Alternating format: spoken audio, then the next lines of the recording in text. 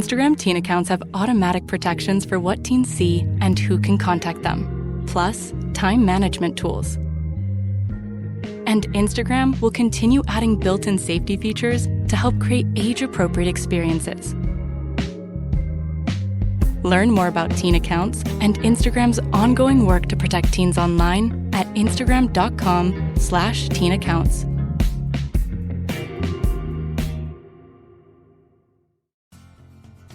Are you a lifelong fan of General Hospital? Are you a new fan who wants to know more about the history of the show? Do you enjoy talking about the show with others? Do you find yourself yelling at the TV? Is your self-care an hour a day in Port Charles? If so, we invite you to join hosts Amanda Kimmel and Shannon Coach at the place where all the hidden conversations take place and secrets are revealed. Meet us at Pier 54, a General Hospital fan podcast. Hello, welcome to the Port Charles 411. Today we are revisiting our chat with Vincent Irizarry. And for those of you who have never watched a soap opera other than General Hospital, he was on All My Children. And what prompted our conversation, he's also been on, I think, Days of Our Lives and Bold and the Beautiful too. Sorry. But what prompted our conversation with him is that his character, David Hayward, on All My Children, was married to Anna Devane during the time where Anna had gone from General Hospital to All My Children. In October of 2020, we did I think it was a 4-part series breaking down all of Anna's years, and we were truly, truly honored to be able to speak with Vincent about All My Children and just getting to know him better as a person. I cannot believe it's been almost 3 years. We definitely need to check in with him. And part of why we did choose to revisit this chat is that Marcus Coloma and Ken Shiner have been doing their little project with him through Instagram that's now on YouTube. They have a little series going on, and Vincent has been a part of it. So we just wanted to share this conversation with you again. Enjoy. Hi. Welcome to the Port Charles 411. A little bit different today. We had the opportunity to speak with Vincent Irizarry. That was so much fun. And I know I say that every time we do an interview, but it was so much fun. He's so easy to listen to. He could have talked for another 6 hours and I would have just sat here and absorbed everything that he said. Yeah. And we talked about this when we talked about Anna on the show. Like, I did not watch All My Children, so I was nervous about talking to him because I'm like, I'm not going to have anything to talk to this man about. And then he mentioned... And then Amanda only said like 2 words. Because it was... So I know you're not supposed to mix the characters with the actors, but talking to him was exactly what I feel like talking to David would have been back then. And he's just beautiful. So I'll sit here and stare at him while he talks all day long. Is perfectly fine with me. He definitely talked more than we did. It was really good. But I mean, he was so just generous with his time, and the stories that he told were just amazing. So, and now he knows what your basement looks like. You have to go to the end to find out why we're talking about that. So we hope that you enjoy this conversation with Vincent Irizarry. Hi. Hi, can you hear me? Yep. I'm Shannon. Amanda, sorry. Shannon, Amanda. Hi, Shannon. Hi, Amanda. Well, it's good to see you both. You too. Thank you for joining us. Thank you. I'm gonna mute my phone so if in case it rings, we're not gonna hear that. So anyway, well, how you doing? Happy Hi, how Tuesday. are you? Yeah. I'm well, thank you. I'm sort of trying to get this so that it looks like it's a good way to do it. Does it look all right? It looks perfectly fine. Yep. Now, I'm assuming you're doing this, but you're going to do it as a podcast. It's not going to be a visual, right? Right. Yep. Okay. So it doesn't matter. I could have stayed in my pajamas. Damn. Yep. Exactly. I just worked out a little while ago. I showered. It was like, what's the point? Yeah. Okay. So, well, anyway, so what's up? What do you want to talk about? Everything. Yeah. Well, first, how was your trip with your daughter? You said that you were going to New York to visit her. It was wonderful. It was really very special. My daughter, she lives in Brooklyn, Queens, by Bushwick and Ridgewood is right next to each other. But she's lived in Brooklyn basically for 10 years now. And I went there because it was actually a solemn occasion. My cousin, Lauren, that she was 38, but she was Sienna, my daughter Sienna, they were like best friends for the last 10 years since she moved to Brooklyn. Lauren lived in Brooklyn and was the manager of a restaurant there, a bar and restaurant. And she passed away a few months ago. And she was very much loved by the people in that community because she was a manager at that bar for 8 years. And so many people knew her, and they all funded me a page. And there was a muralist that's a very well-known muralist there. And she painted 2 murals of her in Bushwick, and that were stunning, absolutely beautiful. One at the bar that's there, and another one on one of the streets in Bushwick that's huge, and it's just absolutely gorgeous. So they were just finished recently, so I went back to see my daughter and go see the murals, and it was very special. It was really special. So it was that kind of a whirlwind visit. I left on Tuesday, arrived Wednesday morning, saw my daughter Wednesday afternoon and evening, and then left Thursday. So it was that quick, but and it was very spontaneous that it happened at that time. So everything worked out to do it. So, but it was great to see her and wonderful to celebrate my cousin and in memory and tribute to her. So that was very special. Yeah. That sounds like a beautiful tribute. Yeah, it's really special. If you go on my Instagram page, you can see the murals themselves. They're really spectacular. And the muralist actually is going to travel down to New Orleans because that was also Lauren's favorite city. And she's going to do another mural down there for her. And my daughter, Aria, who lives in New Orleans, she graduated from Loyola there, and she stayed there since she graduated.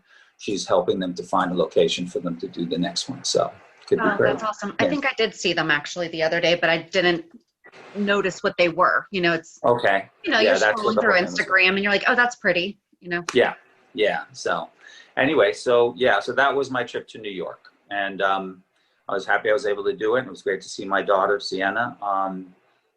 She's, it goes by so quickly. I've got 4 children, and she's my second oldest. My oldest is my son, Ash, and he has 2 daughters, my 2 granddaughters, over the last 2.5 years. It's been like that. So that's really special. And then my daughter, Aria lives in New Orleans, as I mentioned.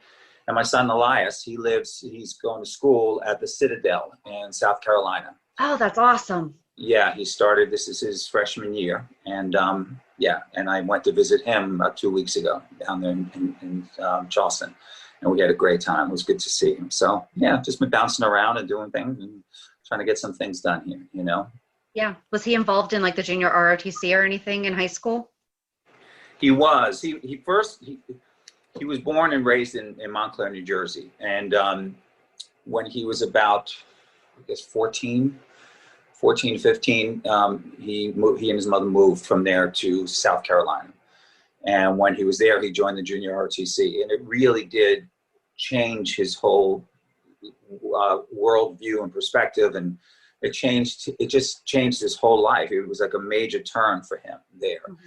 And he loved it. He loved the junior ROTC. He loved the discipline of it. And when I tell you about my son Elias, he would be the last person I would have thought would have been in this type of a regimen where you're having physical training on a regular basis, getting up at 5 a.m, going out and do PT. And I'm just telling you, it's just shocking to me because he was the kid his whole life. He's like a computer whiz. Mm-hmm. And he would be in front of the computer all day if he could. We had to pull him off all the time. He was not the kind of kid, and we tried to get him. The most he ever did was Taekwondo for a couple of years, and he did well with it. But he was not the kind of kid to play soccer or football or baseball or anything. It just wasn't for him. So to see him become this type of kid where he's physically training on a regular basis, he looks like a totally different person than he did 3 years ago. And and he even became the sergeant major in his junior RTC. He was overseeing about 200 other kids in the junior RTC. Wow, so that's a huge program. Both of our kids, she has 2 kids in it, and my son's in it with her oldest daughter. Oh, really? Wow. Yeah. And where are you both located? We're in Pittsburgh, Pennsylvania. In Pittsburgh. Oh, wow. Okay. Yep. Pittsburgh was a huge Guiding Light fan base there. When I was doing Guiding Light back in the 80s, it was huge. Oh, yeah? In Pittsburgh. Oh, yeah. I couldn't go through the airport without it, like a commotion happening all the time. It was like this character Lou Jack that I did back then. Every time I went to Pittsburgh, and the people were wonderful. I loved them. It was fantastic. And I did an appearance once at a ski resort that was outside of Pittsburgh, if I remember Seven correct. Springs? Probably Seven Springs. That sounds familiar. Springs. Or Nemacolin, Yeah. but I would imagine Seven Springs Probably. more. Yeah. I did an appearance there at one time. This is, like I said, back in the mid to late 80s, around that time. And it was great. And I've done in Pennsylvania, different places, like Erie, Pennsylvania. I did one there years ago. And with this huge mall that's Prussia, something Prussia. King of Prussia. King of Prussia. Yep. Prussia. Which is an odd name for a mall. But, It that's is. the location, I guess. Is that the name of the town? King of It is. Prussia? Yeah. It's still a strange name. But Pennsylvania has really interesting the cities. King of Prussia is the name you call your town. Right. All right, I'll go with that for whatever reason. But yeah. I love Pennsylvania. So that's wonderful. So your children are a part of that too. And how do they enjoy it? Love it. And actually, my son sounds very similar to yours. He draws nonstop. I mean, that's all that he does. He's done swimming. He's did a little bit of karate, but Yeah. he loves it. And so my son's a senior and her oldest daughter's a senior. So they're starting to get into that. And, I'm like, are you going to continue with ROTC? And he's like, yeah. So that's awesome. That's awesome. And it was fun going to see my son. I mean, it is a different time. It's not your usual freshman year with the whole thing with COVID, and there are more restrictions than they have in the past.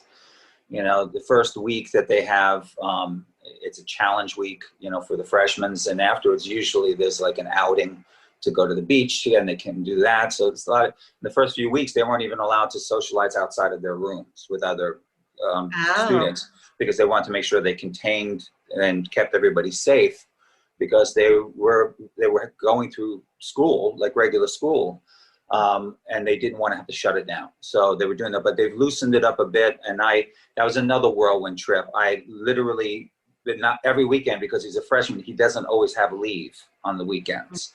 So I found out at 3:00 in the morning on Friday morning that he had leave, and I didn't sleep until I found out. And then he said he had leave. So I literally went to the airport and did standby at 6 a.m. to go see him without sleep, and flew through the night. And I got there, and it worked out well, because it was mandatory. He had to go to some football game that the Citadel was playing that day, but he was going to be done around 3:30. I got to see him at 4:00. I landed at like 2:30, went to the hotel. So it all worked out. So I got to see him that Saturday night and all day Sunday, and I left on Monday. So I was able to see him. It was that kind of a whirlwind trip again. So and it's interesting because he has to wear his uniform outside of the school within a 10-mile radius. So anything we did in Charleston, he has to wear his uniform. He's not allowed to take it off. So, we're walking all around, and he's wearing his uniform, and we see others that are doing that too in the city. But he was very concerned, because we went to a barbecue place, a well-known barbecue restaurant there that he wanted to try, but he was like really worried that it might splatter or something. So we had to make sure that he had the pulled pork instead, and then he could put as much as he wanted on each bite. So he had to be careful. So he wasn't like eating ribs and stuff like that, but it was fun. We had a great time. It was great. That would be interesting to see the uniform with the bib. You're right. Yeah, I know. That's true. It was pretty funny. So your kids are all spread out, but you're originally from New York. I am. I was born and raised in New York. I was born in Queens. Lived there till I was 8 years old, and grew up on Long Island. I lived in Manhattan there, but after school, I went to school at Berklee College of Music in Boston. And and after that, I moved to Manhattan. I lived in Manhattan on and off. I lived in Manhattan for probably about 15 years, and also lived out in New Jersey as well. When I was doing all my children, I started in the city, and then I moved out to Montclair, New Jersey, and we lived there for 11 years. But I was traveling back and forth from Montclair to Los Angeles, because at that time I started doing Young and the Restless. And then the whole show, all my children moved to Los Angeles, and I was traveling again back and forth from Montclair to Los Angeles, because we weren't sure what was going to happen with the show, whether it was definitely going to stay on, if I was going to keep living in LA. But I've been here ever since. It's been 10 years. So I moved out here just before in December of 2009. So it was right before 2010. We started filming here on January 4th, if I remember correctly, of 2010. And the reason I remembered that is because that was literally the 40th anniversary of the show. It was on January 4th. Oh. And yeah, and we started here on that day. And I was in the first scenes with Rebecca Buddick in the new studio. We did the first scenes of the day starting there, and with Greenlee. Mm-hmm. And yeah, so that's where we are. And I've been here since. So that's it. And for the General Hospital fans listening, she's also hated. Oh, she's hated on General Hospital? She is-ish. She keeps coming and going. Oh, wow. But her character, I mean, what's the name of her character on there? Hayden Barnes. Hayden, okay. So it wasn't a rollover, a crossover from All My Children. No. Okay. Yeah, yeah, I don't know. I've been told that that ABC now has the full rights to all the characters from the two shows. That's what I've been told. I don't know if that's true. I know that at one point they did not, because Prospect Park had licensed the show. Yep. And that was just a mess, the whole thing. And it was such a shame, because the All My Children online version was actually excellent. It was so well done. The writing was fantastic. The casting, everything was great. The studio was beautiful. The way it was shot.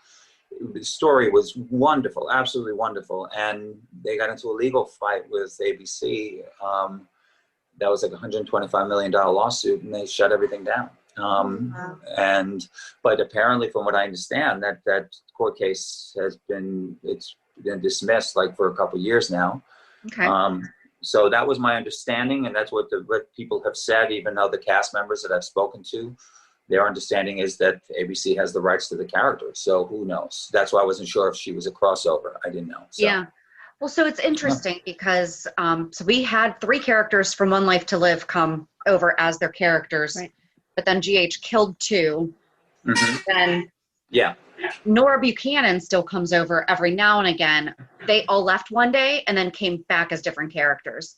Right. That was in the midst of the whole thing that happened. That was part of the lawsuit, from my understanding. I mean, I'm not an authority in this, but my understanding was that they had taken the characters from One Life to Live, because the executive producer, Frank, was also the executive producer on One Life to Live. And when he was hired to be the executive producer for General Hospital, and Prospect Park had been dragging and getting production going, it was strange. The timing of it was, we finished shooting sometime, I think it was in 2011 at ABC when we were doing it here. It was about a year and a half after we started. And we were supposed to start right away for the online thing, but it never happened. And they kept telling us it's going to happen, it's going to happen. And then they just stopped telling us. And about a year, a little close to a year and a half went by. Well, it was just over a year, like 15 months later, I got a call from Ginger, who was one of the producers on All My Children at the time, that they were resurrecting it for the online version. This was in December, and I think it was like 2013, maybe, or 2012. And they were bringing it back, but they had to get it up before the last week of February. They had to be in production by the last week of February. This was in December, I'm telling you, right? 2 months. So in 2 months they had to get up, and I said to Ginger, I said, okay, so, well, all right, who are the writers? We don't have any writers yet. We're talking to several writers. I'm like, okay, if 2 months is where are we doing this? He said, well, we're looking for a studio. So I'm like, you don't have a studio? No, we don't have a studio. So you don't have sets or anything. You don't have a production office? No, we're doing that all right now. And I'm like, you're going to do this in 2 months? She said, we're going to get it done. We're going to get it done. And she got it done. I mean, she was brilliant at it. And that last week before, because if they didn't do it by the end of that time, that was when the licensing period was going to end, and they were going to lose the rights to the show. Not only did that last week of February, were we all walking on these brand new sets that were built in this beautiful soundstage in Connecticut with the production office and everything else, the scripts were fantastic. Everybody, we were very excited about it. And the same thing for One Life to Live. They did it both simultaneously. So it was crazy. I couldn't believe that we did it, but then they got into their lawsuit. And that's why, because of that duration of time between when we finished filming for ABC, it was almost a year and a half, basically. And during that time, Frank decided they weren't using the characters, so he took them over to General Hospital. But then that became part of the lawsuit, and Prospect Park was basically claiming that they were prohibiting their success by using the characters. That was one of the issues that I understood. So that's what Frank and the head writers at the time, they decided in a wise way, okay, let the characters walk off for a couple of days and come back as different people. Totally. So many unresolved. It's like right out of soap dish, you know? You know, honestly, it is. It's like, it's crazy. I just think it's really funny. But that was very smart of them. They did that because then they couldn't complain about it. It's like, all right, you have the characters, but the actors didn't want to go do the online one because now they're working on the network show. And, you know, they have every right to make a decision about that. That's their right. So anyway, it's kind of funny. No, that is. So if the lawsuit's cleared, then David could come to General Hospital. I guess so, yeah. I mean, certainly it seems like if the character is under their rights, that they have a right to do it, then they could do it if they so desire. You know, it's their show. They could do what they want with it or not. You know, and there are so many fans that have been supportive of that as a possibility and been very outspoken and, you know, rallying and, you know, on social media and trying to get me on that show. And that's very sweet of them. That's great. I have no control over that. That's fantastic. And I'm touched by their loyalty, their support of me and my work and the character's relationship with Anna. That was very special, that relationship. And we certainly have our history, especially considering the fact that Leora, our daughter, passed away. I heard your podcast about it, so you did finally get it, why the name was Leora, one of you, because you didn't watch it as much. And I didn't. I never watched All My Children. Amanda did. Yeah, okay. So that was all brand new for me. Right, and I certainly understand why you would have been confused by the name Leora, because we were too. We were like, I get it. I know it's because we want to honor Leo, that was played by Josh Duhamel, by the way. Mm-hmm. We want to honor his character. My character, David, wants to honor Leo and remember him. But alas, we didn't have a boy, so we had a girl, so we named her Leora. And it's a weird name, but, you know, anyway. But that was different. And I also remember you saying something there, too, in the podcast about how it was a very intense storyline for a long time and very upsetting. And it touched people on a very personal level, especially people like you both spoke about this, that had a personal effect on you because of your life experiences. And I can assure you that both Finola and I, we even looked at each other one day. This was after it's like two and a half months, that storyline, man. And we both looked at each other and were like, this is exhausting. And we both wondered, is this even entertaining anymore? It's truly probably one of the most devastating stories to tell when you're dealing with the life of an infant. And the loss of an infant. I mean, if you want to bring any truth to it, of course, it's like you're beating the hell out of yourself for months. It went on for months, and we even said something, executive producer, I mean, how much longer are we going to be doing this? Because this is painful. And we would assume that there are many people in the audience who are feeling exactly the same way because we were questioning that. I mean, it's different in a movie because in a movie, it's a small little portion of a 2-hour film. And then it goes on and you see the growth from it or however the characters develop from that tragic experience. This is a long-running story, and it went on for months. So it was tough. It was really tough. Absolutely. So you definitely did it justice, though. I feel like the storyline completed itself whenever they ended and watched her walk out the door and shut the door. You could feel the two of you, get your piece with it. Well, thank you. And I mean, I got to tell you, Finola has always been brilliant, and she brings such beautiful nuance to her work on any story, and she absolutely did with that as well. We had a good long run together as the characters on that show, and oddly enough, we actually bookended the beginning of the relationship on the show and our last scenes on the show with 2 historic moments in New York City history. Our first date as the character of David and Anna that we were taping actually happened the morning of 9/11. Oh, wow. We went to work that day, both of us, knowing that we had these great, flirtatious, fun scenes that we were going to be doing. We were the first scenes up that morning. I lived in New Jersey, as I mentioned, so the last thing that I would always see when you drive through the Helix going to Lincoln Tunnel, the Helix is a circular thing. The last thing you see is the World Trade Center. It's right in front of your eyes. That's what you would see at that time. And it was a perfectly clear, beautiful day that day. And we were first scenes up, so we were there at the studio at like 7:30 in the morning.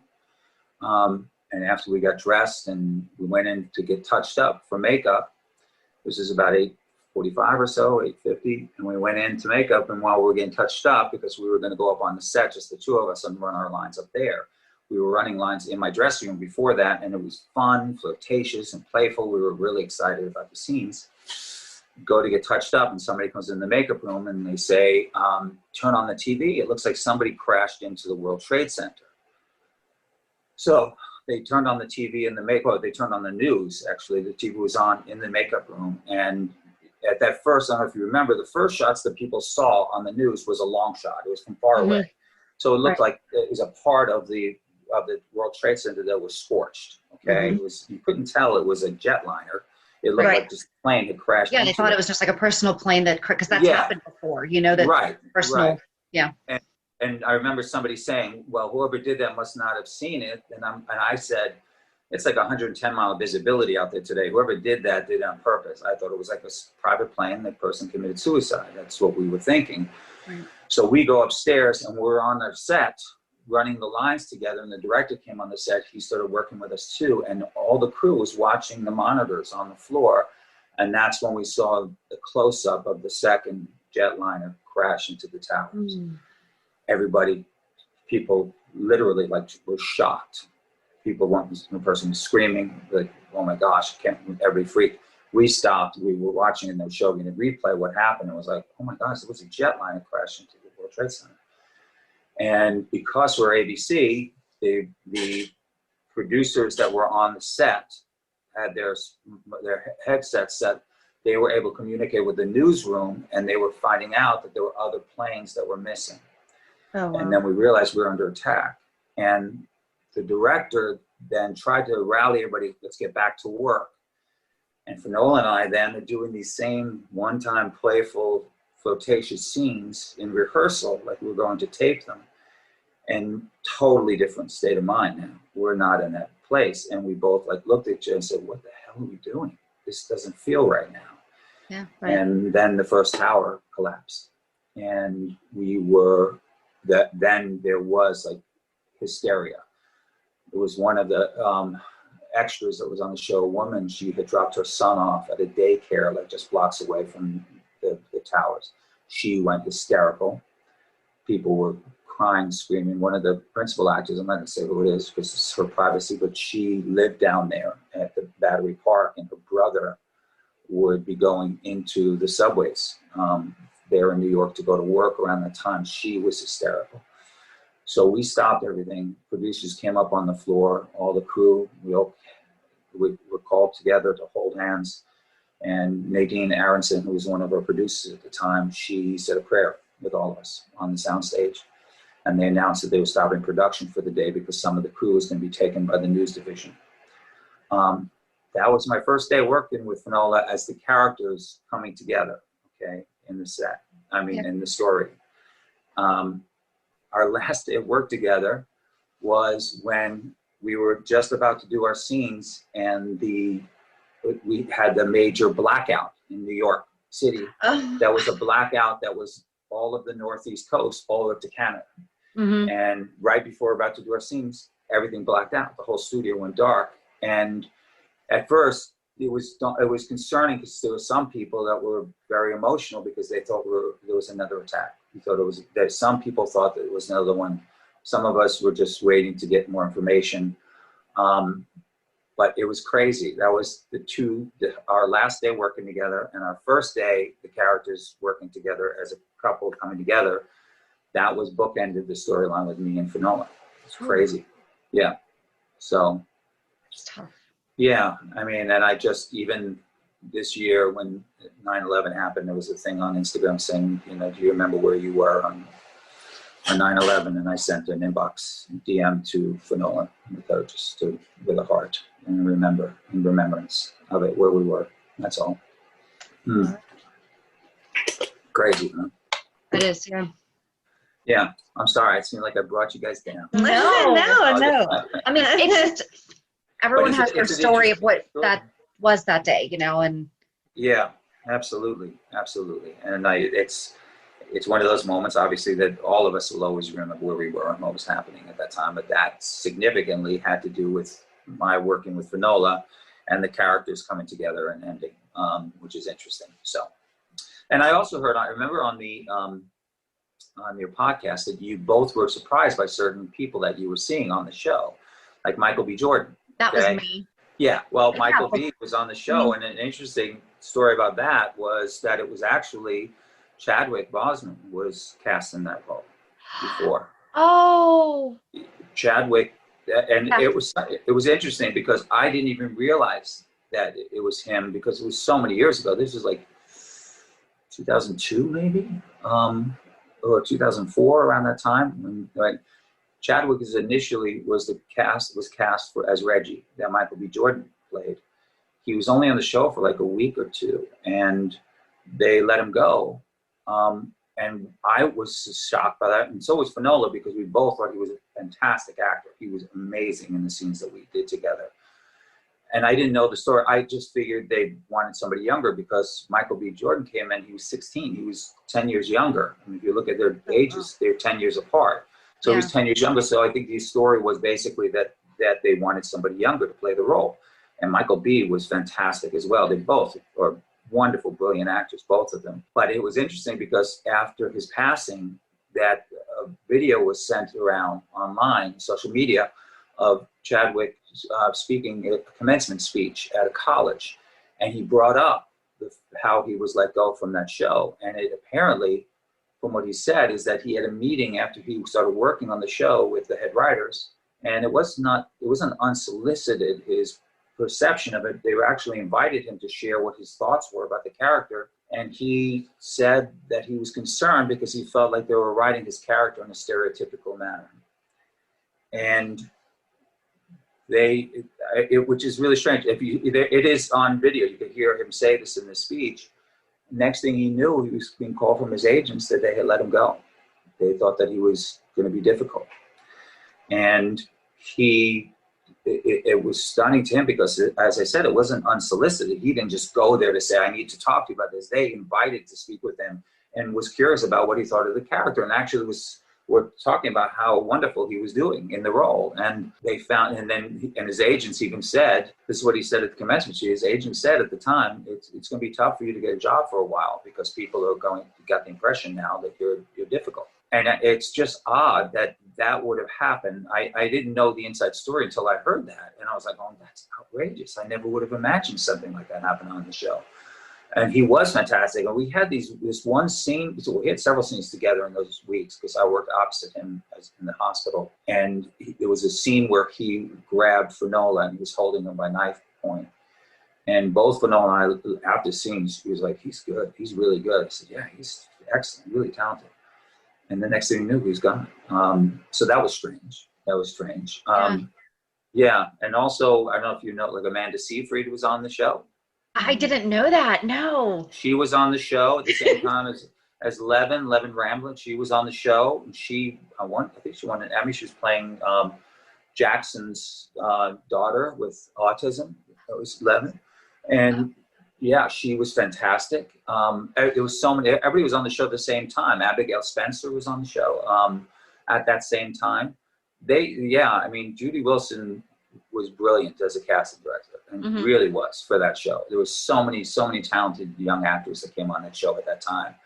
Yeah, they were all there. Amanda Seyfried was on at that time. She was wonderful and such a sweetheart, really good young lady. So didn't Sarah Michelle Gellar get started on All My Children too, or was that Bold and Beautiful? Who was that?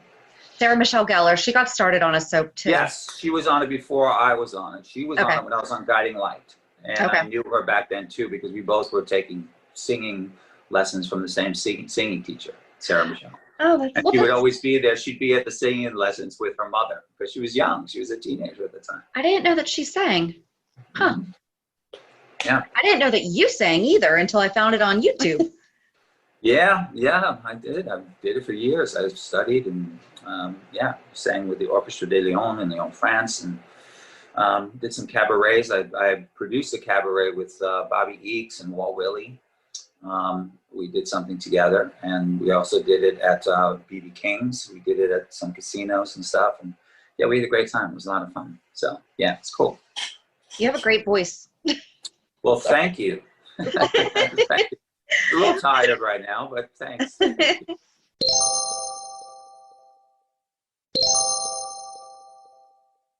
If it was up to you, would you reboot All My Children, or would you go to General Hospital? That's an interesting question. I think for the fans, for the audience, I think it would be great if they were able to reboot All My Children. I think they would especially appreciate that. And I think, and one of the major reasons is, well, at the very least, there was never any closure during that story. And I mean, remember, we did it for 40 years, and we were supposed to finish the show for ABC. But then Prospect Park came, and they said they wanted to continue the show online for iTunes and Hulu. We had an ending, okay? The head writer at the time had a final script for the show, and they trashed it when Prospect Park came. They decided that Lorraine Broderick was the head writer. They decided that they needed her to write beyond that, obviously, to continue the story. And that's what she did. And that's when we went online to do it. And then when online, we were shooting in May, and that's when we were told that we were going to go on hiatus for 5 weeks because they were going to catch up on some writing. They had to write more scripts and everything. Fine. But that's when everything was actually erupting with ABC and the lawsuit was developing. And we were being told then, like after 5 weeks, like every 2 weeks, every 3 weeks, we're coming back in like 3 weeks. We're coming back in 3 weeks. So trust me, it's coming back. This went all the way till November from May. And then we got the call that it was not coming back in November. So we had no closure. There was no storyline, no finality to the story that people have been watching for 40 plus years. So that was upsetting. So I think the audience would love a continuation, and then if it ever goes off the air, that they have a true ending to the story. Right. So that they can close that photo album for good and give it a kiss by Agnes Nixon. That's all, you know. I think that would be great. But in the absence of that, I would love to go back go back to work and continue to develop the character of David Hayward. I love that character. He was a fantastic character. And I'd love to see, you know, how, if they did do it, how they would write it, and hopefully how show the growth of the character as well, and the maturity in the absence of all these years, and that the audience hasn't seen him, see what kind of a person he's developed into. That would be cool. So anyway, you never know. So. I have it written in my head. I was going to say, we need a Oh, you do? Well, okay, so I never watched All My Children, so all I know is from what I was able to watch on YouTube. But at one point, David Hayward was doing something with memories. Like he kept talking about something with memories. Something with memories. One of the drugs he was doing had something to do with, like, it would take away memories or something like that. Right. Oh, right. I mean, he did dabble in pharmaceutical research. Well, we could really use that a lot. Yes, I mean, we all can. And he came up with the libido zone. If I remember correctly, maybe it has something to do with the story with Maria, when Maria came back on the show, and that she had amnesia at the time, if I remember correctly. Yes. And it was interesting because you also brought up in the podcast that I didn't know who she was, and wasn't aware that she was Maria Gray, or whatever the character there was. I think it was Maria Gray, and that she was Edmund's wife at one time. I didn't know that, and I remember, because that's the way they wrote it. And I remember saying to the executive producer at the time, "Haven't I seen her picture at Gray Manor somewhere in the last few years?" You didn't pay attention to it. You just walked past. I'm like, that picture is pretty obvious. I mean, it's like a picture of her, Right. this beautiful woman that right there in front of you goes, oh, you didn't notice. I'm like, I think David would have noticed. Well, for the sake of the story, you didn't notice. I'm like, okay. So it's one of those moments where they like have you suspend your own sense of reality for the sake of the story. I'm like, okay, I have pictures all over the place, and Right. probably Exactly. even in the bathroom there was a picture of her there. You're isolated in a bathroom with a picture of Maria Brentford, but you don't notice her. So, Right. and she's At least Eva until the wedding day, Eva the LaRue is keys a and pretty everything. striking woman. I don't think I would miss a picture of her. Right. So, Right. Yeah. anyway, yeah. But there was there's still kind of the residual effects. But a couple years ago, there was a whole storyline where this doctor was doing a double blind study with twins and swapping their memories. So guess who was involved in that? Anna and Alex. Oh, So okay. wouldn't it have been great if you were the doctor who was helping this other doctor that we know was involved, but like Yeah. you were the one who was behind it all? That's interesting. I don't know. I only get little excerpts of General Hospital, and it's oftentimes on on Instagram or Twitter or something where a fan will place a few scenes or here and there. Yeah. So I didn't know that about the story, but that would have been interesting. Because now Anna has a son, even though we're convinced it's Alex's son, because Anna Really? doesn't remember having him. But then Anna never talks about Leora, so that would explain why she didn't. Yeah. Because you would have removed that memory because it was so painful. Yes. Yes. Well, I do know. I do remember. This was a few years ago, and whenever anything that comes close to the story with David on GH happens, fans write to me throughout the whole time. No, this happened today, and they write it on Twitter. It's like an open thing. It's not like a DM or anything. And one time, I guess they did mention David and Leora on the show. This was a few years ago that this had happened. So. Yeah, that was the only time that I remembered that they said that, because all these fans were like, they just mentioned David Hayward on General Hospital and Leora, So they were very excited about it, but obviously it was just a story point having to do with what was happening with her at the time. So, but she has a son now. Supposedly. She has a son, but it may not be hers, it may be Alex's. Yeah. Okay. Yeah. Because she doesn't remember ever having him. So that's pretty funny. That's pretty funny. Yeah, that was interesting with the stories on there.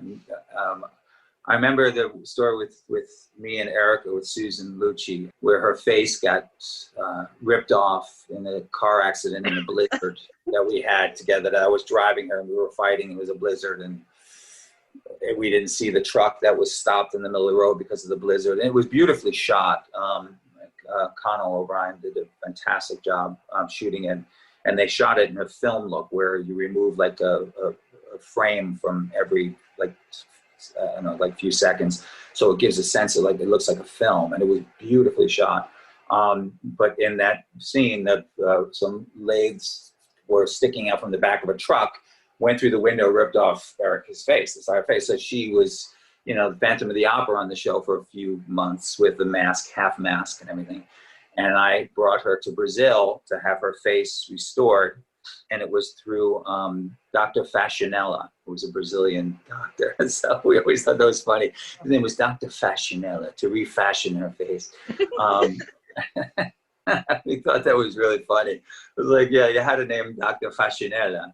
Yeah, so anyway, but it's funny when you have these stories on these shows. They're entertaining, they're exciting. It was great, so.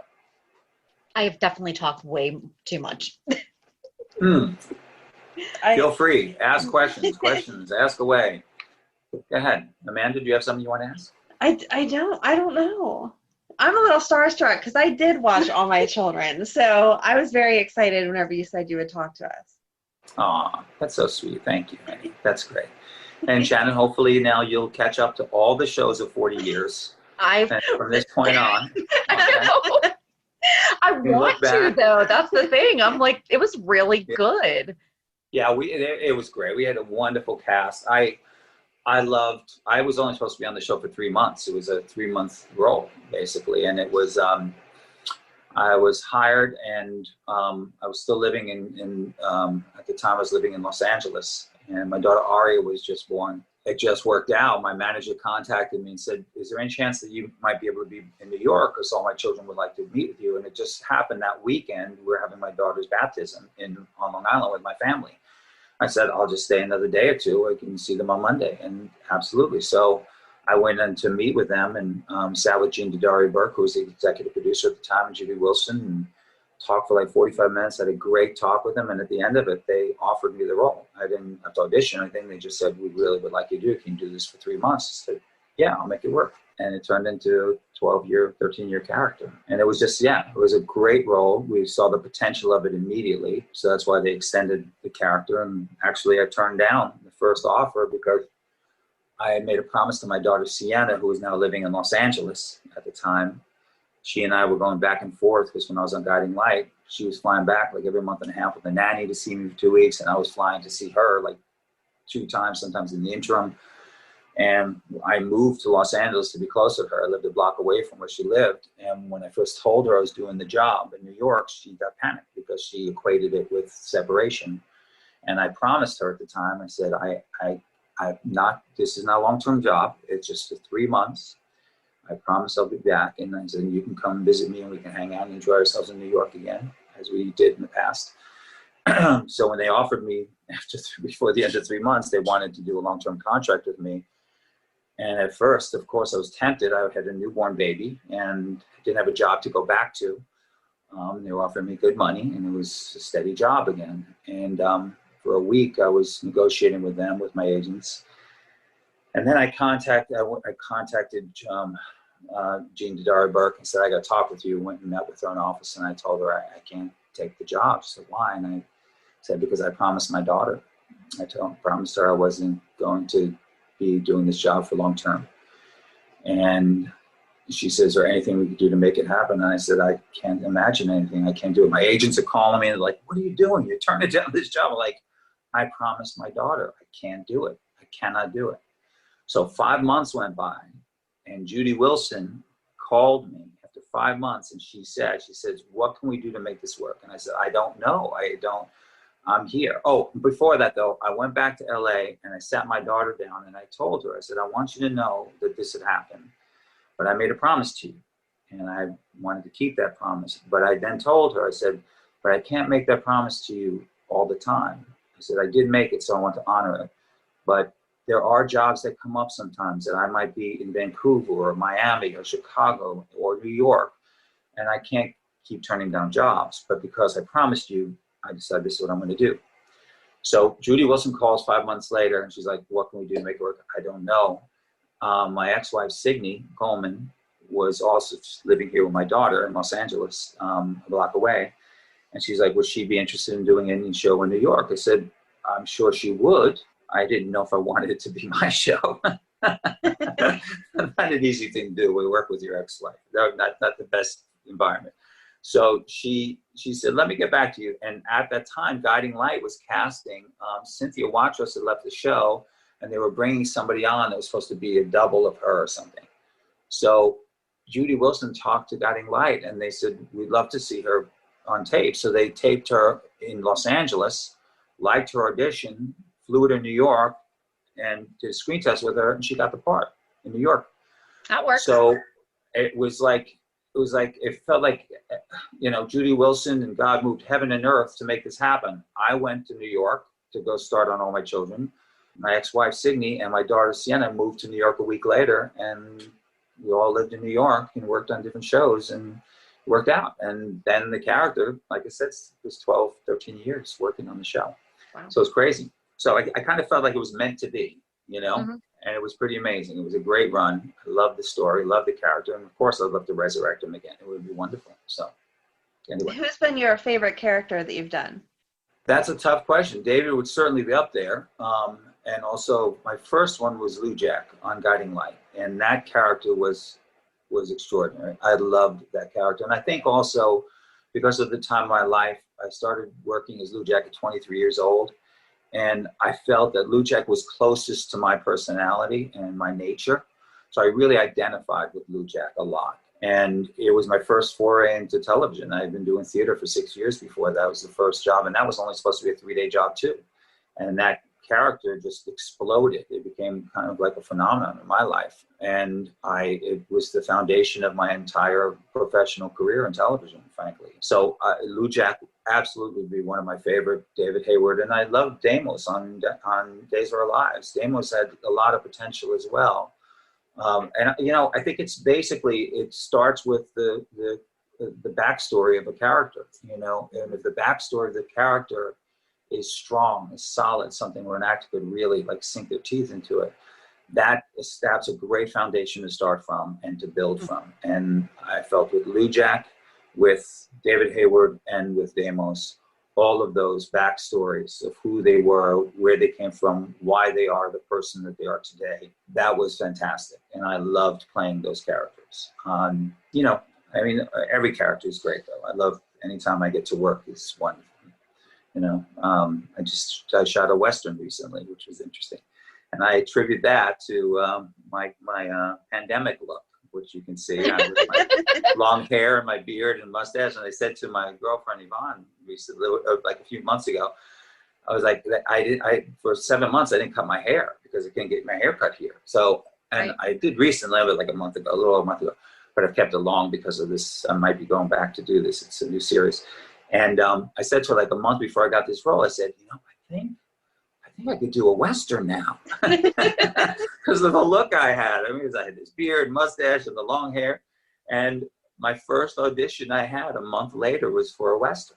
How about and I got the part.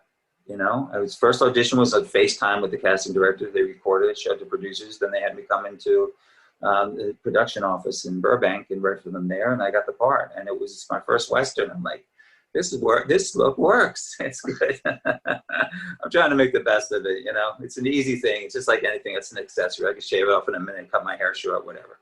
But that's, you know, that's the fun part about being an actor.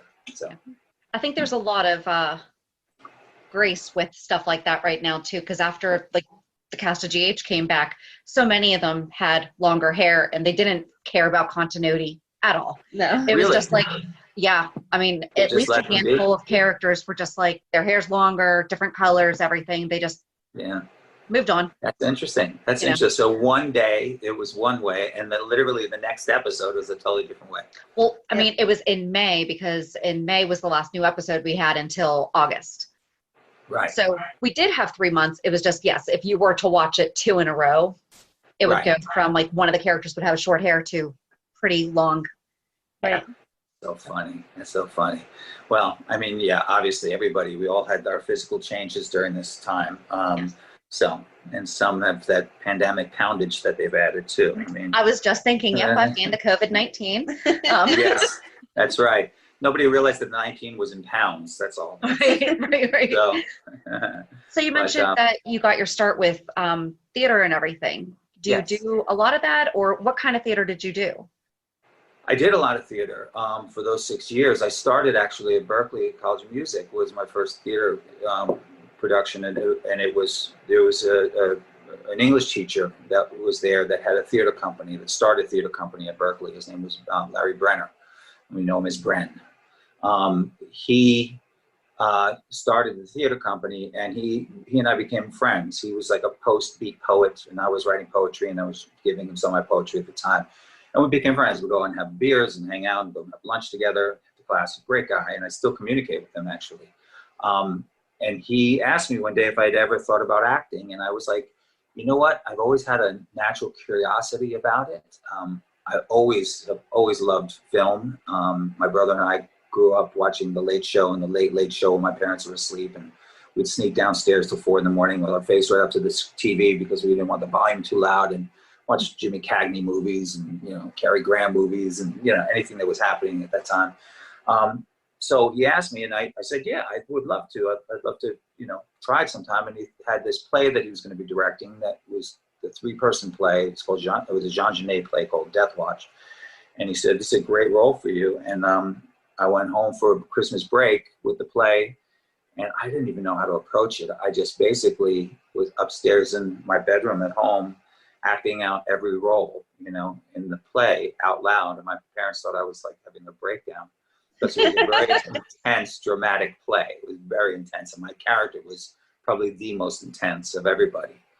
I went back and auditioned for it, and I got the part, and I just fell in love with the process of acting, of breathing life into the words of the character that was written. And I was rehearsing myself doing the same exact thing on the rooftop in Boston on the corner of Boylston and Mass Ave. There was a bank there. And from the dormitories, you can climb out a window and go onto the roof of the bank. And I was acting out every day by myself, rehearsing, doing the exact same thing, acting out the whole play, and up there out loud for all of the city. And there were people in apartments across the street that could see me. I must look like a mad person up there. But I fell in love with it. And I think the reason why more than anything was that at that time, studying piano, I was oftentimes in a piano room, practice room, the size of the piano and myself, and for like 4 hours, 5 hours, sometimes 6 hours. And I started becoming very introverted and very kind of cut off socially. And I was becoming more and more so. And with acting, it was like, for me, it was kind of an epiphany for me. And it was cathartic that I found that I can open up myself emotionally, like completely open myself emotionally in front of a group of people for the first time like that, on that level, especially with this character. This character was intense. As a major breakdown, and murders somebody on stage and the whole thing. It's crazy. And I fell in love with the process. I just loved it. And it just sort of like opened me up. I started then auditioning for other plays around Boston and getting them. Did other plays with my teacher also throughout the times I was at school. And I started just working a lot as an actor. And then I decided that I was going to pursue that more, and went to New York. And my first audition in New York was an eye-opener, because in Boston, if I went in for an audition, I always felt like I can get it, because I go and maybe there'd be like 7 people up for the same role. My first audition was an open call through backstage for an industrial film where they were looking for somebody that was 19 to 21 years of age. And I remember this is like shy but courageous. Okay, I was handsome, shy but courageous. I'm like, handsome is subjective, but I can be shy and courageous. And I'm 19 to 21, I was around that age. So I went to the audition, took the subway, got off the subway, turned the corner, and the whole block was filled with hundreds of actors that all looked like 19 to 20, handsome, shy, but courageous. And I was stunned. And it took like 2 hours to get through the line to get in front of them. And I gave a terrible, terrible audition because I was so thrown off by it. So I realized the stakes were much higher in New York and different. So I had to really basically just become very, very disciplined and focused and more driven. And I was doing theater at 13th Street Theater for a couple of years. And I was actually living there on the dressing room floor for about 6 months with a roll-up mat. And that night, I was working lights for some of the shows and doing stuff, but I was in the dressing room every night. I'd just roll out a mat and go to sleep and wake up. My whole life was about acting at the time. So that's what I was doing, just immersing myself entirely there. And I was occasionally working at the restaurants in Greenwich Village, like the Riviera Cafe. I worked there as a waiter for a while. And when I was doing plays, I would go on leave. I didn't want to be working at the same time I was focusing on a play. So I would go to the back door of the kitchen sometimes and ask the cook to give me like a burger or something. They would always sneak me a burger. So it was crazy. So yeah, that was it. But I did a lot of theater in New York, and I worked at the Public Theater, did a play there with Joseph Papp, that Des Mackinoff, who went off to become the artistic director at the La Jolla Playhouse years later, and created shows like Tommy for Broadway, and also Jersey Boys. This all started at La Jolla Playhouse with Des Mackinoff, and a lot of other ones as well. Huckleberry Finn he did as well. But he did a play called The Death of Von Richthofen that he wrote, and it was a musical that I was in the ensemble, dancing and everything. And while I was doing it, I got one of the leads playing Paul McCartney in a play about John Lennon called Lennon, 2 years after his death. And Hold I played, on. What? I have a Beatles basement. Oh my gosh, look at this. I know. Abbey Road. Oh my, no, but I mean like the whole way around, it's all Beatles. Okay, so you played Paul McCartney. Mm-hmm.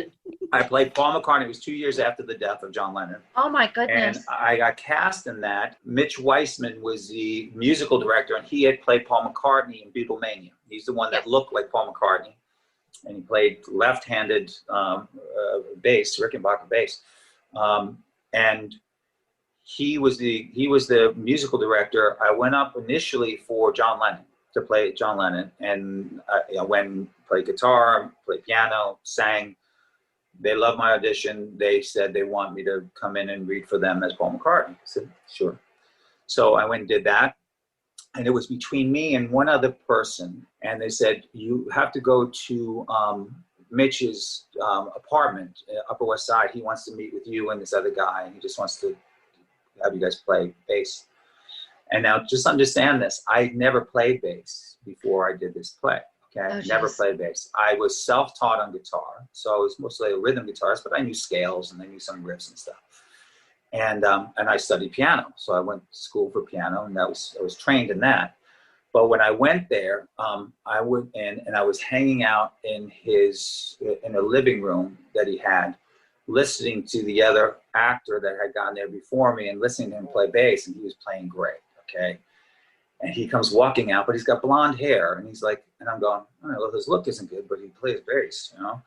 So I go into the room and I sit down on his bed, sitting on his bed with the bass, and we're just talking, having a conversation. And all I'm doing is playing like scales while we're talking, just hanging out and just playing on the bass and doing things up and down there for about 10 minutes, not one song, and play anything, just play riffs and stuff that I knew on my guitar. And after 10 minutes, he just looks at me and goes, I'm putting my vote in for you. You got great mobility in the bass. You got it. I'm like, oh, wow, that's great. How many songs are in this? And he says, oh, it's about 40, around 40 songs. I'm like, 40, and everything's live. Everything's live. We're not doing any recordings of anything, so everything's live. And go, oh, 40 songs. I literally walked out of that audition, went downstairs, and I stood there on the steps of his brownstone, where his apartment was, on the Upper West Side. I looked up to the heavens, and I was like, if I pull this off, it's going to be an effing miracle. And I walked off, and I said, I literally called my Uncle John, who's only about a year and a half older than me, and actually my Uncle John, who's like a third brother to me. He's the father of Lauren, who I told you about earlier, that passed away a few months ago. I called him because he was first a bass player for many years. Then he went to guitar, and he's still, to this day, he still performs. He's a great guitarist and bass player, musician. And I called him and I said, Johnny, can you help me learn these songs for this play Lennon? And he's like, yeah, I'll come after work, and we'd like take the songs off the records. That's all. We literally had the records, and I knew the song list now. So he would come up, and we'd spend like hours, him taking the bass line off of the songs, off of the record, and teaching them to me. I was playing bass like 12 to 15 hours a day, every day, learning these songs, okay? So much so that every morning my hands were so stiff that I'd have to massage them under hot water, and I'd hear them cracking, my knuckles, the whole thing. In 2 weeks, I learned every one of those 40 songs because we started rehearsal. So the first rehearsal I went in, I knew every song by heart. We get to the end of we're going into previews for the first day. And in the interim, by the way, George Martin, who I'm sure you know who George Martin is. Yes. His son, Greg Martin, was playing Ringo in the play. So George Martin came to one of our rehearsals and hung out with us and was showing us how to get certain sounds out of our instruments.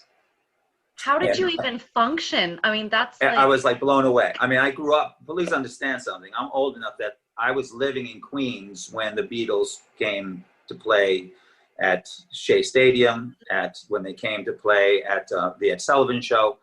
I remember when they landed at JFK in the winter, and my mother, I thought we were at Macy's, and my mother bought me a record tape. She bought me Meet the Beatles. I was like 5 years old at the time. Bought me Meet the Beatles, and it only lasted for a week because while she was cleaning the house one day, she put the album with the cover on a radiator, and I came home and the thing was melted. I was like, my Beatles album. But anyway, so I grew up with the Beatles. They were like, I remember buying the single, Hello, Goodbye, and others as well growing up, and I just like a Beatles fanatic. So George Martin shows up to the rehearsal, and I'm like in awe of the guy, and he's showing us these sounds, and he's so elegant, and he's like, dressed just beautifully. And he was answering questions of us. At one point, we all sat down, and I asked him, I said, I've read so many books now about the Beatles, about their history, the biographies about them, but there are some that contradict each other about certain periods and things that happened historically. Mm-hmm. And he said, you want to know something? He said, there's not one that's completely accurate. And he said, I'll never forget this, he said, and that makes me question that if we can't get history right in 15 years, how are we to trust the history of antiquity? you know, that and I thought about them, like, he's right. I mean, it was about 15 years at the time when we were doing the play. The play was 1982, you know, so we're talking about a 15, 20-year period, and not one of them was accurate. So anyway, the first performance that we had in front of a live audience, the preview, I was like, I couldn't believe I'm about to do this play, and I never played bass before, and I pulled Mitch Weissman aside and I said, I want to tell you a story. I told him, when I came to your house, I had never played bass before. I'd never played bass. And he's like, are you kidding me? I said, no, I learned it all in 2 weeks, because we started rehearsal 2 weeks later when you gave me the song list. And I'm like, I'm just sharing that with you. And I like literally looked up and I was like, thank you, thank you. And it was an amazing experience. I loved it. And Sid Bernstein had produced the play. Sid Bernstein produced the Shea Stadium concert, I believe it was that, or the Carnegie Hall concert, I can't remember. He saw the play in Liverpool and he brought it to New York, and I was cast. Robert Lapone was, and also David Patrick Kelly played John Lennon. David Patrick Kelly played him in the Hamburg years and the older years as Robert Lapone. Yeah, it was a great cast. Bill Sadler was in it. I'm trying to remember others. Catherine Borowitz. She was John Turturro's wife. She was in it. Yeah, it was great. It was really amazing.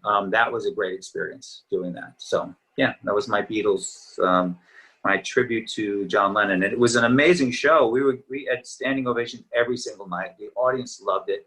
We did it at a theater that's no longer there. It's now a Cineplex on 11th Street and 2nd Avenue. It was an old Yiddish theater. It was beautiful, 1,200 seat house. And we were going to take it to Broadway, but then Sid Bernstein had miscalculated and felt because it was a play about John Lennon, he didn't have to do any advertising. And in time, people were like, oh, I didn't even know the play was even still on. I'm not seeing anything about it. And then we lost audience because it wasn't being advertised. And then it was too late to bring it back. So we had to end the show, unfortunately. It was what it was. Bring it back. It was fantastic. It was an amazing show. It really was. Very, very special. Loved it. Loved it. So anyway, cool. Think I could find it on YouTube? I don't think so. I don't think it was never recorded. I have actually a cassette recording of one of our rehearsals that was recorded through the soundboard. So it's a good sound. I haven't listened to it in probably like 20 plus years. Yeah. I have it somewhere. I do have it somewhere. I think Mitch Weissman gave it to me, which is pretty cool. So maybe one of these days I'll have it transferred over to a flash drive or something like that, so I can put it on my computer and you could listen to the sounds of it. It was fun. It was a really fun show. So, yeah. What was your favorite song to play? In the show, one of my favorite moments was during the Let It Be sessions. And when John and Paul got into an argument and John walked out with Yoko, I walked up to the grand piano on stage by myself. It was empty stage, and I walked up and I played Golden Slumbers on the piano and sang, "You never gave me your money, you only gave me your funny papers." That whole thing. Mm-hmm. So that was fun. I mean, do I have a favorite song? I mean, A Day in the Life. I love A Day in the Life. Oh, yeah. But there's so many Beatles songs. But like in the play, that was your favorite moment. Yeah, that was a fun moment because it was a solo moment, me playing on the piano and singing a beautiful song. And yeah, that was great. That was a fun moment in the play for me, So, yeah. And it was all, and doing all the early stuff and, shaking the head thing, talking like Paul McCartney sounds like it's a head cold all the time, like that. I haven't done it in a while. I was actually better with John talking like that because it's got that nasally voice, bloody hell, like that. That was really good. Yeah, so yeah, I mean, but I'm a little out of practice and I've been talking for over an hour, so my voice is a little tired right now. Sorry. So, but anyway. So. Sorry, I totally took us down a rabbit hole. What was that? I said, I'm sorry, I totally took us down a rabbit hole. Yeah, it was a fantastic play. I had a great time. But it's been a long time. I haven't done a lot of theater. I did a play with Walt Willey. He invited me to come. He was every summer he would do a play in his hometown in Illinois, and he would bring like an actor from the show occasionally here and there. And he asked if I would do Harvey with him, the play Harvey. That was the Jimmy Stewart play, and he played Harvey. He directed it, and I did that with him, and that was a lot of fun. I had a great time. We did it for a few weeks. Yeah, and I did a play, Sherilyn Walter, who used to be on General Hospital many years ago. She lives in Hawaii now, and she asked me years ago if I would come to Hawaii and do an adaptation of a Mark Twain. It was like 2 short stories he did about the diaries of Adam and the diaries of Eve, Adam and Eve. And she had combined the two, or a writer had combined the two as an adaptation of the diary of Adam and Eve. And it was a 2-person play, and she asked if I would come to Hawaii, to Oahu, and perform that for 2 weeks. And I'm like, yeah, sure. Hawaii? You had me at Hawaii. Yeah, absolutely. So I went there and did that with her, and that went great as well. It was just, and we did at different locations around Oahu for the 2 weeks that we did it. We went and rehearsed a week and then put it together. So I love stuff like that. I love being able to go and do some live performance, and I have a great time doing that. That's a lot of fun because it's immediate. You're there with the audience, and you're going through it exactly at the same time as them, and the reaction is exactly in the same time. It's different from when I first started working in television after doing 6 years of theater. You're working in your own little black hole there, and you don't know how it's playing until the audience sees it weeks later, sometimes months later. Days of Our Lives was 6 months later. So you just don't know how things are playing. It's different, and you get the immediacy when you do the personal appearances, and you get to meet people in face to face and hear what their favorite stories are and what's going on. But it's very different from theater. Theater, it's happening right then. You know it. It's funny. I'm going to end this with one fun story that Eileen Hurley. Do you know Eileen Hurley was on the show? Played Myrtle. Mm-hmm. She played Myrtle on the show. And, we were very fortunate to have someone like Eileen, who was a grande dame of theater. Speaking of theater, she worked with, Laurence Olivier, with Richard Burton, with Peter O'Toole. She really was a grande dame. She did Hamlet in the 40s with Laurence Olivier. She was directed by Gielgud. She played Hamlet's mother in the 40s when she was in her 20s. And then she played Hamlet's mother again with Richard Burton on stage in the 60s. Oh, that was the one that was directed by Gielgud. And so she's an amazing woman. And she shared this. I love old stories of theater. And she told me this story one day while we were sitting on set. I was asking about her theater life, and I asked her about any fun stories. She said, I was doing a play on Broadway with Peter O'Toole and Richard Harris. And now everybody knows that Peter O'Toole and Richard Harris were known for their drinking escapades. They would drink like crazy, all right? And she said that one day we did a matinee performance, and in between the matinee and the evening performance, the two of them went out and got very drunk. So they go on stage for the evening performance, and she's on stage with Peter O'Toole, and he's kind of stumbling his lines a little bit. He's wavering a little bit, and he walks down to the proscenium, the front of the stage, and he trips. He falls face first towards the audience, and he looks up at this woman who's sitting in the front row, and he's like, "Hello, madam," and she's looks at him, and she probably could smell it. She says loudly, she goes, "Oh my God, he's drunk." And he says, "Madam, if you think I'm drunk, wait till you see Richard." I was like, what a great story. I love stories like that, Yeah. Then we had Ruth Warwick on the show, who was the last living member of the Mercury Theater, who did Citizen Kane with everybody there. And yeah, we had some amazing people on that show. It was pretty extraordinary working with people like David Canary every day, who was a master and just a wonderful salt of the earth type of person. Yeah, so many wonderful people, and Susan certainly, James Mitchell also, so many people were just fantastic people to work on that show with, and I'm grateful for the time that I had the opportunity to do it, especially since it was only supposed to be for 3 months. So right. Exactly. So anyway. All right, guys, I think that's good, right? You good? Yes, thank you so much for your time. This was great. Don't forget what you like. You'll put it on as a podcast. It's 15 minutes. It's he spoke too long. No, it'll be longer. Don't worry. It's funny. Is there anything? So you mentioned the Western. Is that ready to be announced? Do you have a name or a release date? I did announce it once, and I was told that they asked me not to say it yet because they're not advertising it. They're still filming. It's a series, and it's going to be out sometime in the beginning of the year. Okay.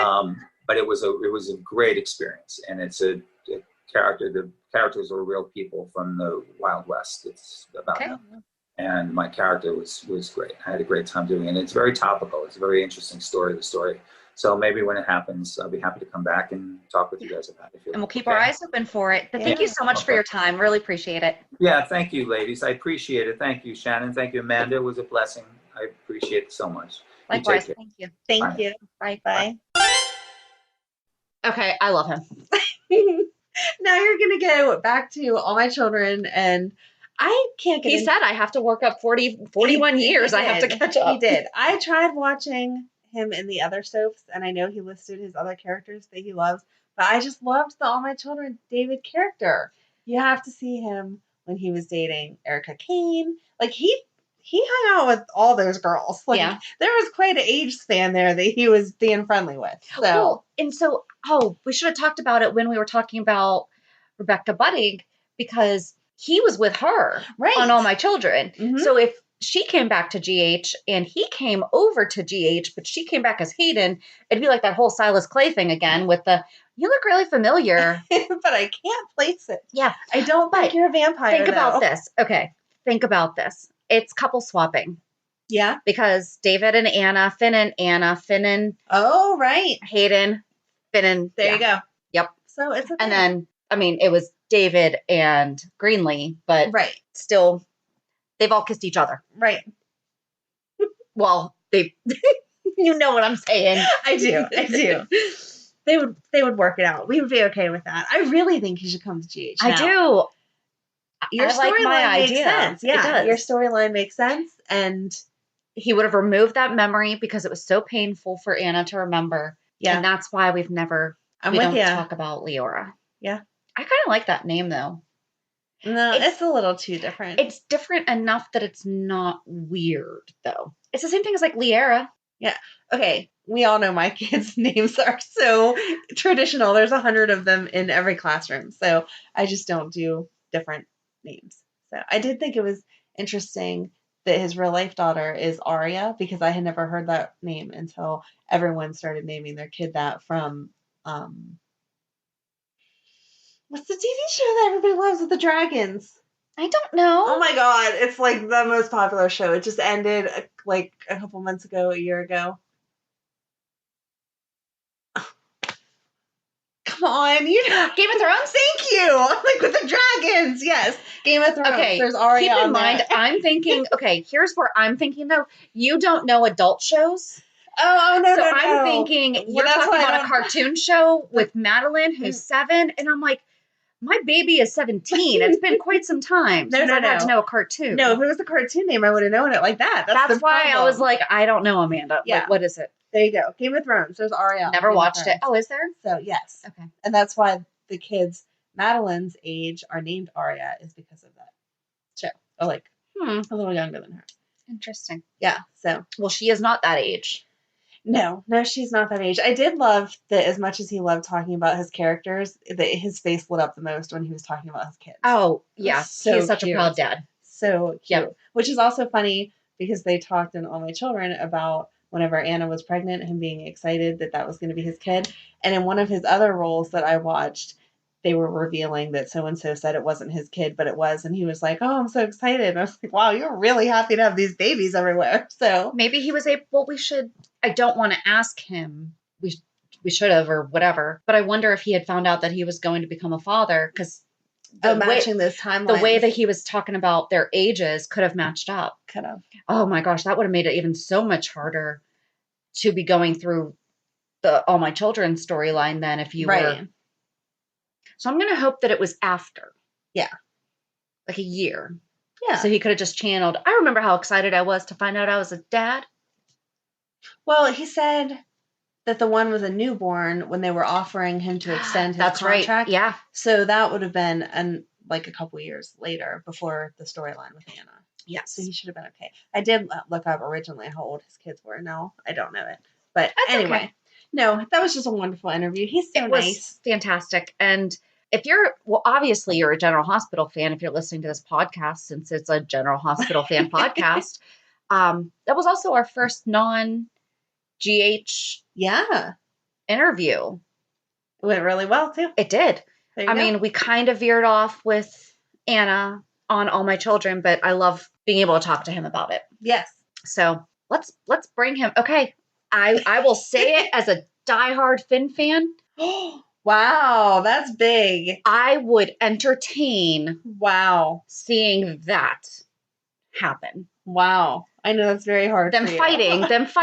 Right. You know, and Right, they have seeing to win her but heart. I would really be I've never been a fan of the Finn versus Robert thing because No. for me it doesn't feel that way. No, because You know, but we've for said this David before. and Robert's Finn, done. Yeah. Heck yeah. All right. Wow. That's a big step for you, Shannon. It is. I'm impressed. Good job. Especially if Hayden came back and then David's like, hey, she's cute. No. No. Okay. No, he needs to be with Anna. They did have really good chemistry. They did. It was very good. All for it. Yes. So join us on Monday as we talk about this week's episodes. And have a good weekend. And we'll meet you at the pier. Bye. Bye. If you enjoyed today's show, we invite you to go to peer54podcast.com to subscribe on your favorite platform. Don't forget to leave us a review. And you can also follow us on many social media channels. Just search for Peer 54 Podcast. Also, we are not perfect, so if there is something that we missed or messed up, just let us know by emailing us at peer54podcast@gmail.com.